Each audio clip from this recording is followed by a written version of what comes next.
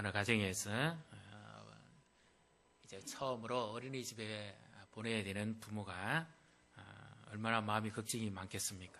그래서 아기를 좀 선생님 잘 부탁합니다 하는 이런 문자를 보내기 위해서 이제 문자를 이렇게 쓰고 있습니다. 그 내용이 뭐냐면 선생님 저희 아이를 잘 맡아주셔서 감사합니다. 저는 보배 엄마입니다. 그러면서 처음엔 걱정 반 근심 반으로 아이를 어린이집에 보냈는데 선생님이 우리 아이 보배를 잘 가르쳐 주셔서 감사합니다. 이런 문자를 이제 쓰고 있습니다. 그리고 늘 바쁘다는 핑계로 감사 인사도 제대로 드리지 못했는데 이러고 있는데 옆에서 그것을 지켜보고 있던 보배가 놀라운 말을 합니다. 엄마는 내가 아직까지 무슨 반인지 몰라. 나는 눈물 반, 걱정 반이 아니라 샛별 반이란 말이야.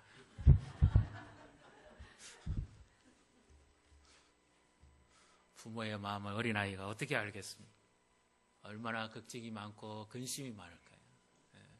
늘 함께 있다가 이렇게 잠시 직장 때문에 어쩔 수 없이 어린이집에 보내야 되는 이 부모의 속타는 마음을 이 아이가 어떻게 알겠습니까? 자녀를 위해서 눈물을 흘리는 그 부모의 기도에 그 간절함을 자녀들이, 어린아이들이 어떻게 할까요? 오늘은 어버이 주일입니다.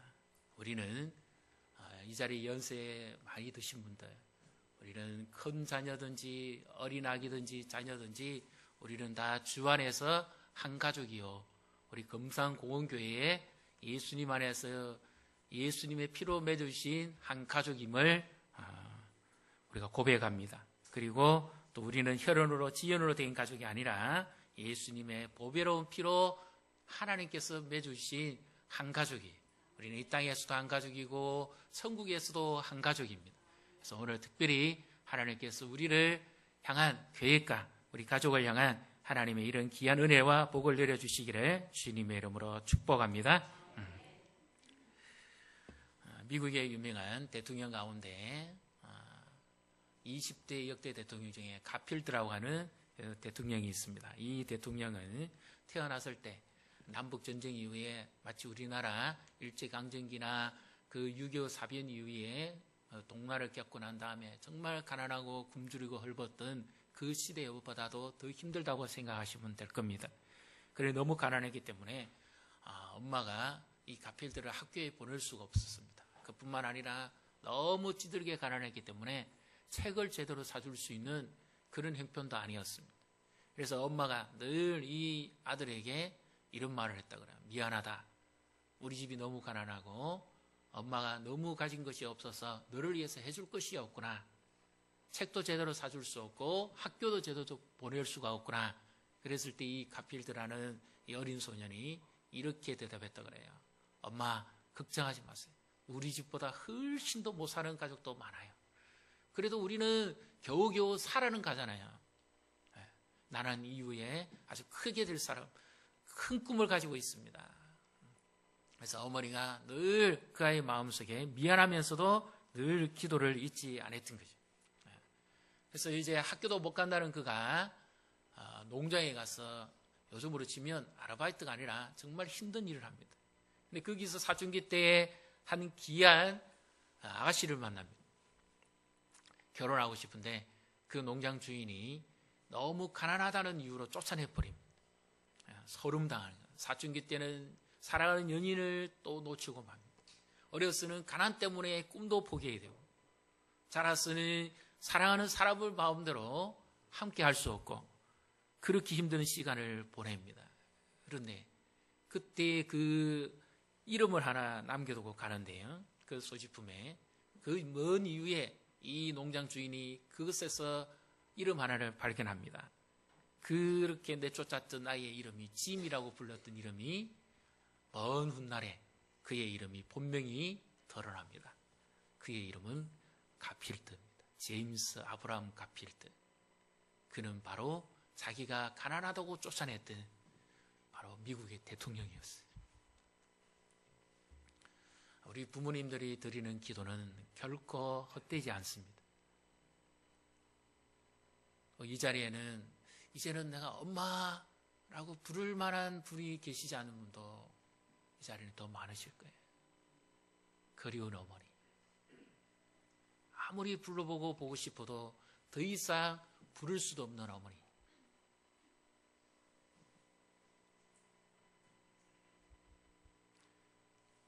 지금은 뵐 수 없지만 천국에서는 뵐 것입니다. 그리고 지금은 내 육성으로는 들을 수 없지만 우리 부모님이 나를 위해서 눈물을 흘리며 기도했던 그 기도는 지금도 이루어지고 앞으로도 이루어진다는 사실을 믿으시기를 바랍니다. 이 부모님의 기도는 지금도 하나님이 들으시고 나를 향한 하나님의 더 나은 계획과 약속의 성취를 위해서 하나님께서 우리에게 힘주시고 위로해 주시고 하나님의 그 언약을 이루어 가신다는 사실을 믿으시기를 주님의 이름으로 축복합니다. 오늘 본문의 말씀은 지난주에 이어서 계속해서 되어지는 말씀입니다.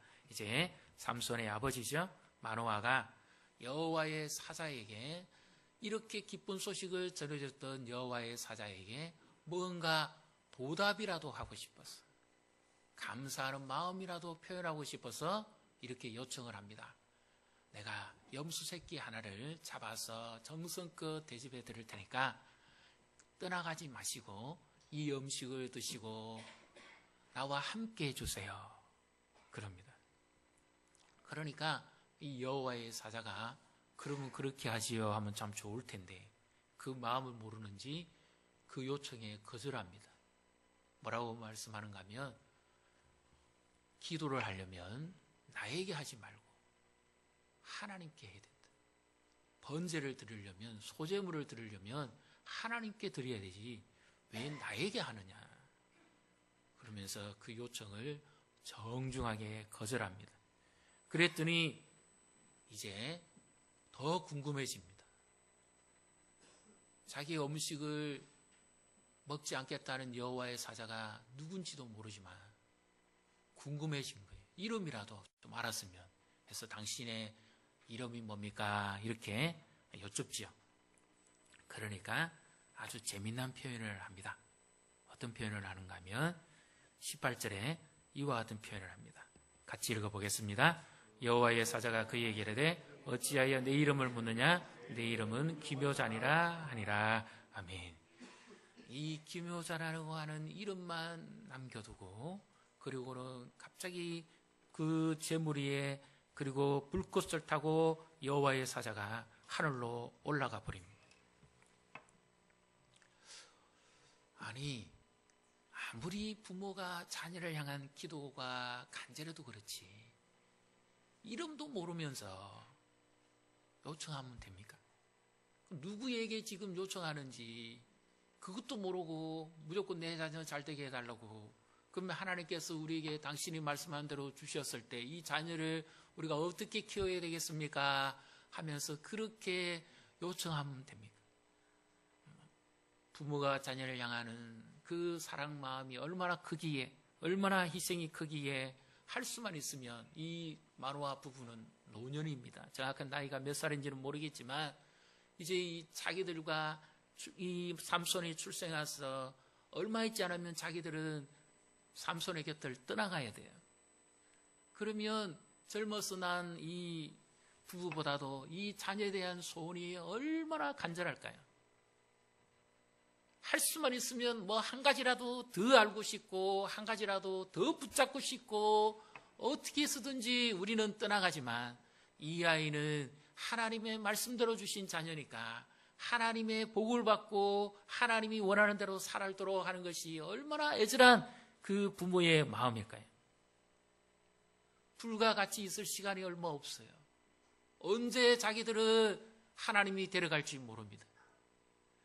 이 남겨둔 어쩌면 고아되어 버릴 수도 있는 이 아기를 위해서 얼마나 애절하고 목이 탈까요? 그렇게 간절하게 부르고 또 부르고 할 수만 있으면 그 소원을 아뢰어 가지고 이루어지고 싶은 것이 부모의 마음이잖아요. 그런데 야속하게도 이 여호와의 사자가 거절해 버립니다.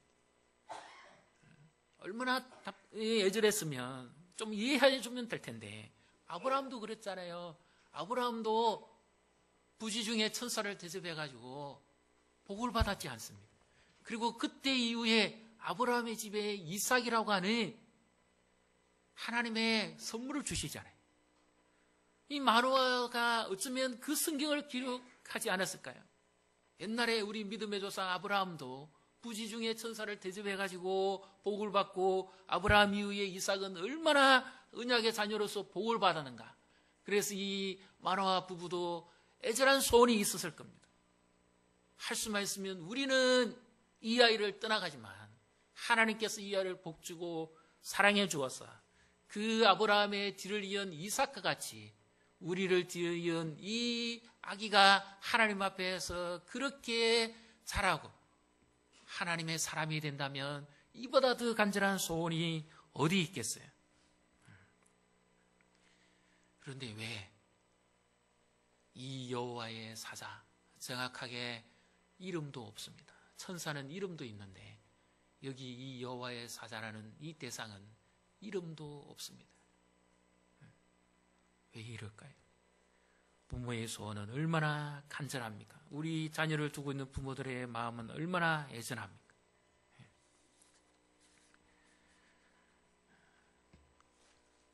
우리 이 시간, 우리 오늘 어버이날이기도 하고 어버이 주일이기도 합니다. 우리 어르신들을 공경하고 사랑하고 부모님을 사랑하고 공경하는 그런 마음 누구나 다 가지고 있죠. 남자들은 군대 가면 이 어머니 마음 노래를 부르면 다 웁니다. 철한 자녀도 이 어머니 희생과 그 마음 생각하면 다 울지요. 우리는 우리를 낳아주신 부모님 지금 함께 계시든지 천국에 가 계시든지 우리는 다 어머니를 통해서 우리는 하나님의 약속대로 이 땅에 태어났습니다. 그래서 그 부모님은 오늘 어버이 은혜를 우리가 생각해 보시면서 먼저 우리가 이 의미를 한번 더 되새겨 보기 위해서 낳으실 제 괴로움 다 잊으시고 우리 이 노래를 한번 같이 부르도록 하겠습니다. 절입니다.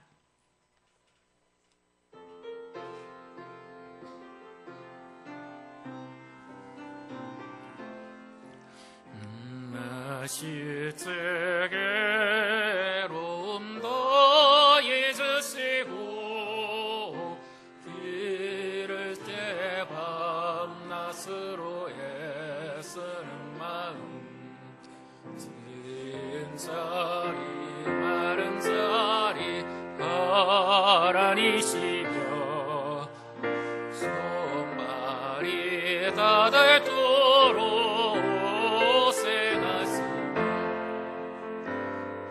하늘 아래 그 무엇이 널 따리요 어머님의 희생 아이 없어라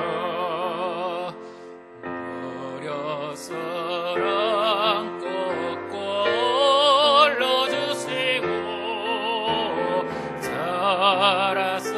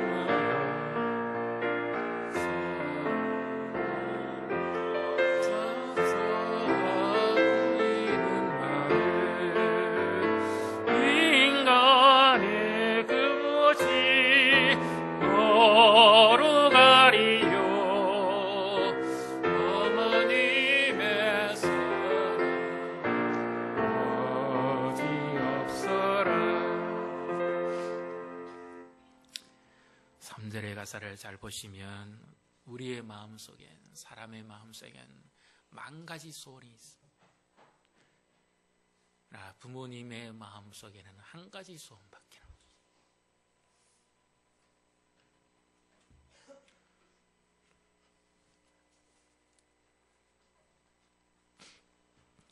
손발이 다 닳고 뼈골이 다 부서지는 희생과 수고하심을 통해서 낳으시고 기르시고, 그 한 가지 소원은 뭘까요? 자녀를 위해서라면 아끼지 아니하고 희생하시. 이것은 아무리 이론적으로 가르쳐도 모릅니다. 그래서 출가해서 첫 아이 낳을 때 이 자리에 계신 여자분들은 잘 아시죠? 비로소 어머니가 나를 낳을 때 얼마나 고통스럽고 힘들었는지. 그래서 아이 낳고 난 다음에 제일 먼저 전화하면서 엄마 미안해요.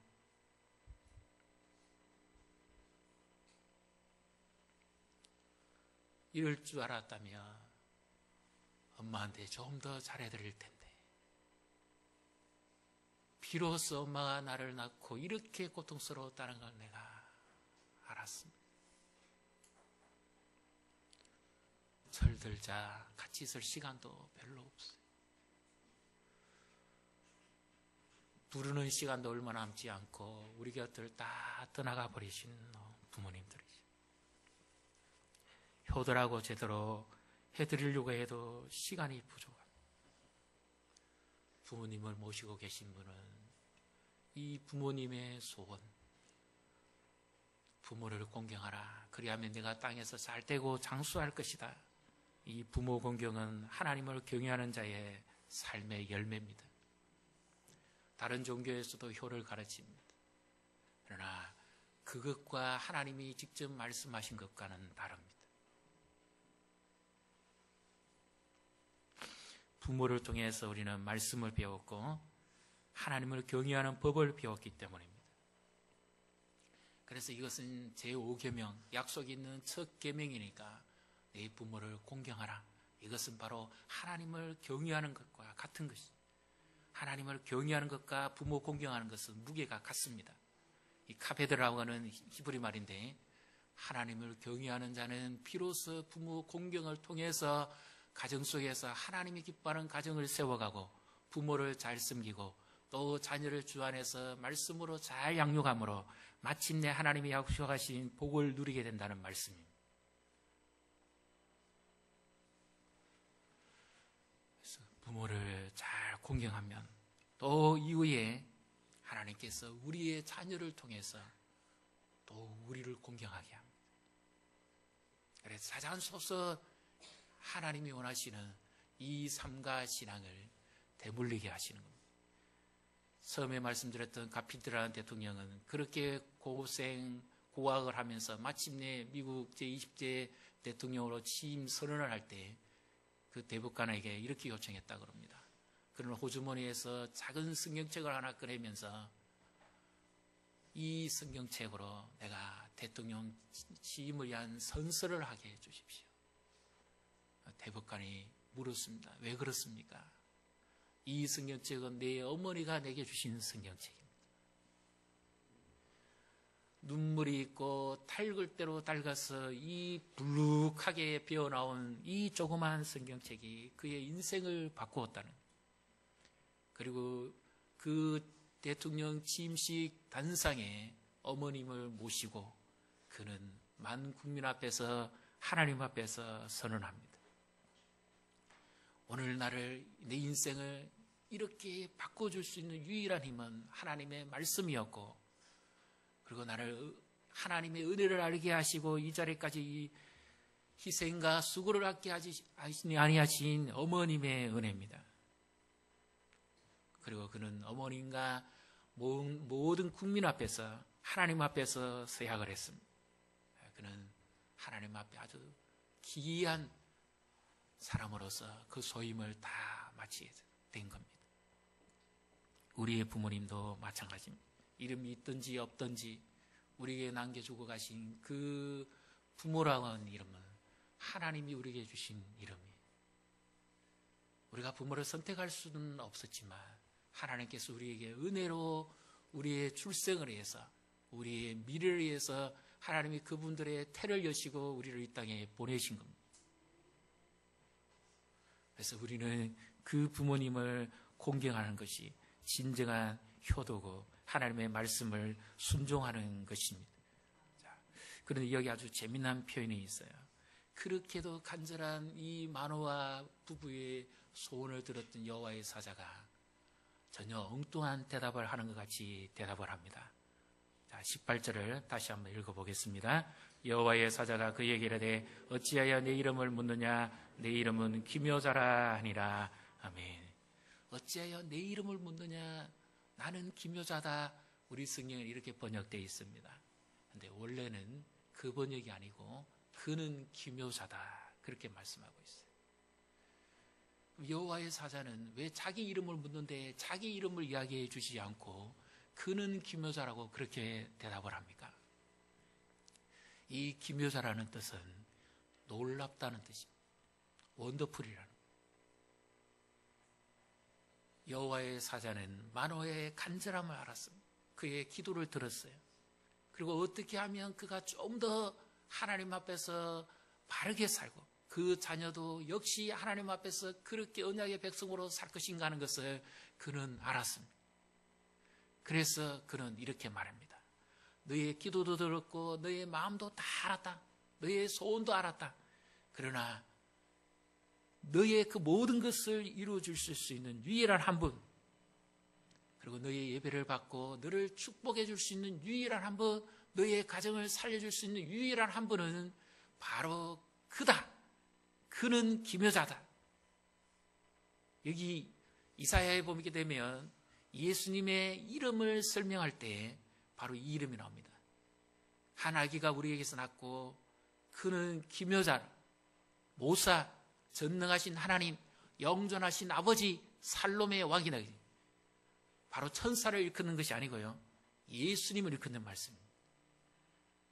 그래서 이 마노아의 부부의 간절한 소원을 들으시고 하나님은 그들보다도 더 나은 삼손을 향한 계획과 뜻을 펼치시기를 원하셔서 누구를 보내셨는가 하면 여호와의 사자, 바로 기묘자 예수님을 보내신 겁니다.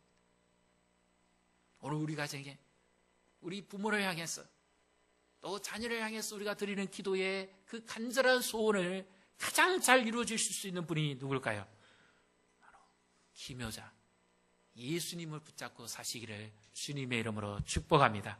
그 예수님 안에서 하나님께서 우리를 향한 계획과 놀라운 복을 주시는 겁니다.